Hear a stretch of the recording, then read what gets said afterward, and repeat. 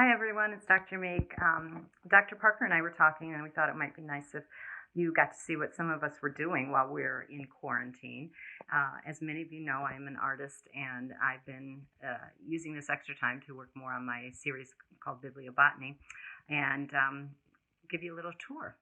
So here is my desk, my very, very messy desk. I learned long ago that I have to keep everything the way it is because if I try to clean up when I'm in the middle of something, then it loses my flow. So I just keep everything looking messy.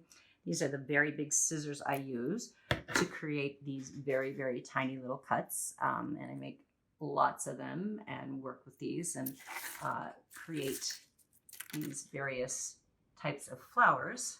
It starts over here with my paint area where I take the leaves from books and paint each side, front and back, to determine to give me my palette to work with and the tone that I want to work with. And then I start snipping and cutting the flowers. Coincidentally, just about the time we started with the coronavirus, I had started on a book or piece called the Bag of Tricks. And it's composed of a physician's desk reference and books called The Green Witch. The physician's desk reference is a compendium of all meds with all the side effects and dosage and things. It's a very thick book. And then The Green Witch is about herbal medicine and what plants we can use. And so what I wanted to use were various books or various plants that represented the use in modern medicine and in the herbal world, and create this doctor's bag, always hoping that we can pull something out that will fix what we need fixed. So every plant in here has some herbal or medical significance. In there you can see the digitalis, right? The foxglove, which is from which we derived digitalis, a heart drug. We have the periwinkle, from which an oncology drug, vincristine, and here we have geraniums and chamomile and borage and lots of other plants, flowering plants here that have a medicinal benefit to that. And so that's what this one is called, Bag of Tricks. I'll show you a few more. This piece is called Survival of the Fittest, and in it are 6 different plant species, 3 endangered and 3 that are invasive. And that's what happens in nature. Everything's getting tested all the time, and whoever wins, wins. And so you can kind of see a chessboard that's being broken up because it's a game of chess. And that's how nature works. No matter how much we want to intervene, it will find its equilibrium in that setting.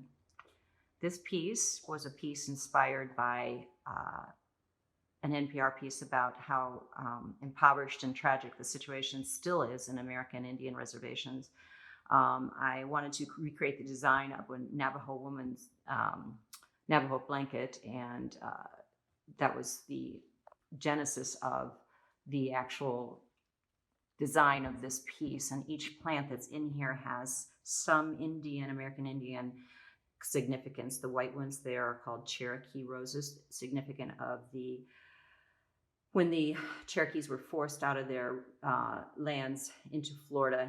When the tears were falling, they created the Cherokee rose, according to Indian lore. We have the Indian blankets and the Indian paint brushes, which would now be considered appropriation of culture and inappropriate, although those names will stick. And unfortunately, one of the things that we're also losing from this culture is that the younger generation women do not really want to be learning how to weave these Navajo blankets. So that's something else we're going to be losing.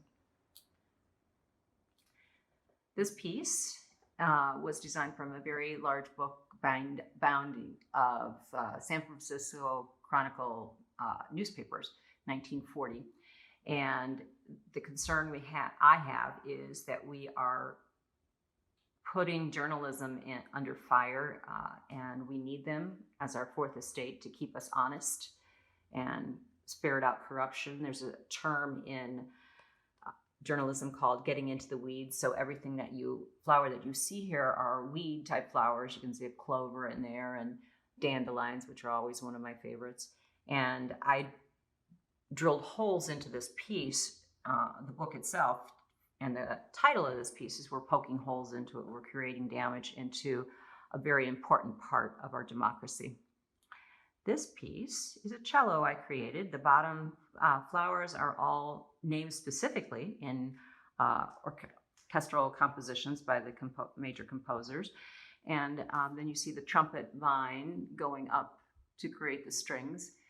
And then it took me a little while to think, well, how could I make the top of it? And then I realized I could just create fiddleheads, which is what the name is actually derived from, which is kind of funny that it took me a while to figure that out. And the question is, how long will classical music survive? Because there's less and less interest in that during this time. This piece, I think, is rather poignant, created long before this, but it's called, it's about the vaccination and anti-vaccination and the distrust that we have in some of modern medicine. The plant there is an evening nightshade, which is a poisonous plant, and the concern about are vaccinations safe. But ironically, in this time, we're all hoping that they come up with a vaccination as quickly as possible. And we'll have this one be my last one on a very positive note. This is about marriage and wedding. And this is a 3-layered cake. Every flower on here is a representation of love, with different meanings. And the top tier of the cake, which I consider the very beginning, is full of passion and hope and how things are going to be. And over time, you get into more of what I consider the meat of the relationship, where you're building things together, prosperity, trying to create this life together. And the bottom layer is what I consider the sweetest layer, which is when you've served through and gotten to the tough times of marriages and relationships, and you're together for that long haul. And to me, that's, if you can get there, that's the best part of all. Again, each of these flowers has symbolism of love when you look at them.